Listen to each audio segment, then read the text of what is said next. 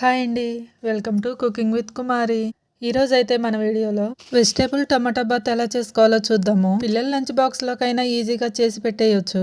Taste అయితే చాలా బాగుంది. మీరు కూడా ట్రై చేసి ఎలా వచ్చిందో కామెంట్ చేయండి. ఇంకా వీడియోలోకి వెళ్ళిపోతే నేనైతే ఇక్కడ నార్మల్ బియ్యమే తీసుకుంటున్నాను. మీరు కావాలంటే బాస్మతి రైస్తోనైనా చేసుకోవచ్చు. నార్మల్ బియ్యంతో చేసుకున్న టేస్ట్ అయితే చాలా బాగుంటుంది. నేనైతే 2 గ్లాసుల వరకు తీసేసుకొని కడిగేసుకొని పక్కన పెట్టేసుకున్నాక ఒక ముల్లంగి, ఒక క్యారెట్, 2 బంగాళదుంప, 2 ఆనియన్స్, బీన్స్, పచ్చిమిర్చి, 5-6 టమాటాలు, ఉల్లికాడలు తీసుకున్నాక పచ్చి బఠానీ ఈ విధంగా తీసుకొని గిన్నెలో వేసేసుకొని వాటర్ పోసుకొని పక్కన పెట్టేసుకున్నాక క్యారెట్, ముల్లంగి, బంగాళదుంప ఈ విధంగా చెక్కు తీసుకొని సన్నగా కట్ చేసుకొని పెట్టుకున్నాక ఇవన్నీ వెజిటేబుల్స్ లేకపోయినా క్యారెట్, బీన్స్తోనైనా చేసుకోవచ్చు. ఎలా చేసుకున్న టేస్ట్ మాత్రం ఒకేలాగా ఉంటుంది.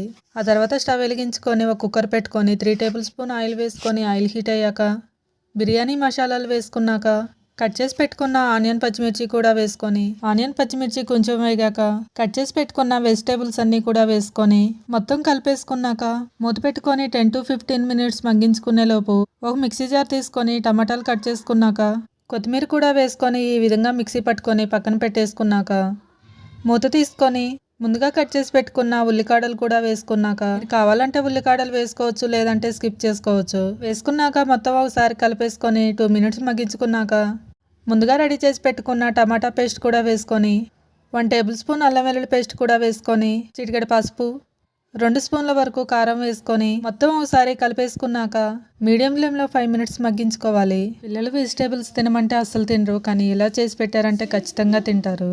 మీ అందరికైతే చిన్న రిక్వెస్ట్ అండి, మన వీడియోస్ అయితే చాలామంది చూస్తున్నారు కానీ లైక్ చేయట్లేదు, సబ్స్క్రైబ్ చేసుకోవట్లేదు. సబ్స్క్రైబ్ చేసుకోకపోతే ఇప్పుడే సబ్స్క్రైబ్ చేసుకొని మన ఛానల్ని ఫాలో అవ్వండి. ఆ తర్వాత 1 టేబుల్ స్పూన్ వరకు మసాలా పౌడర్ వేసుకొని మొత్తం కలిపేసుకున్నాక ముందుగా కడిగి పెట్టుకున్న రైస్ కూడా వేసేసుకొని మొత్తం కలిసేలాగా ఒకసారి కలిపేసుకున్నాక 2 గ్లాసుల రైస్కి 4 గ్లాసులు అయితే వాటర్ పోసుకొని రుచి సరిపడా ఉప్పు కూడా వేసుకొని మొత్తం కలిపేసుకున్నాక మూత పెట్టుకొని పొంగు వచ్చేంత వరకు ఉడికించుకోవాలి. నేనైతే కుక్కర్ మూత పెట్టట్లేదు, నార్మల్గానే చేస్తున్నాను. మీరు కావాలంటే కుక్కర్ మూత పెట్టుకొని మీరు రైస్ క్వాంటిటీని బట్టి విజిల్ పెట్టుకుంటే సరిపోతుంది. అయితే ఈ రైస్లోకి ఇదనైతే చేశాను. లోకి రైతా వేసుకొని తింటే టేస్ట్ అయితే చాలా బాగుంటుంది. పెరుగులో కొత్తిమీర, పచ్చిమిరపకాయలు, సన్నగా కట్ చేసి పెట్టుకున్న ఆనియన్స్, పెరుగు సరిపడా ఉప్పు, టేబుల్ స్పూన్ జీరా వేసుకొని వాటర్ కూడా పోసుకొని మొత్తం కలిపేసుకున్నాక పక్కన పెట్టేసుకొని చూసారు కదా, రైస్ అయితే ఈ విధంగా ఉడుకుతున్నప్పుడు స్పూన్ల వరకు నెయ్యి వేసుకొని కలిసేలాగా ఒకసారి కలిపేసుకున్నాక మూత పెట్టుకొని లో ఫ్లేమ్లో మినిట్స్ అలానే ఉంచేసి స్టవ్ ఆఫ్ చేసుకొని చల్లగాయేంత వరకు పక్కన పెట్టేసుకున్నాక సర్వ్ చేసుకుంటే ఈజీ అయిన వెజిటేబుల్ టమాటా బాత్ అయితే రెడీ అయిపోతుంది. ఈ రైతా వేసుకొని తింటే టేస్ట్ అయితే చాలా బాగుందండి. చేసి ఎలా వచ్చిందో కామెంట్ చేయండి. సింపుల్ అండ్ టేస్టీ ఫుడ్స్ కోసం మన ఛానల్ని సబ్స్క్రైబ్ చేసుకొని ఫాలో అవ్వండి. ఫ్రెండ్స్ అండ్ ఫ్యామిలీ మెంబర్స్కి షేర్ చేయండి. బాయ్.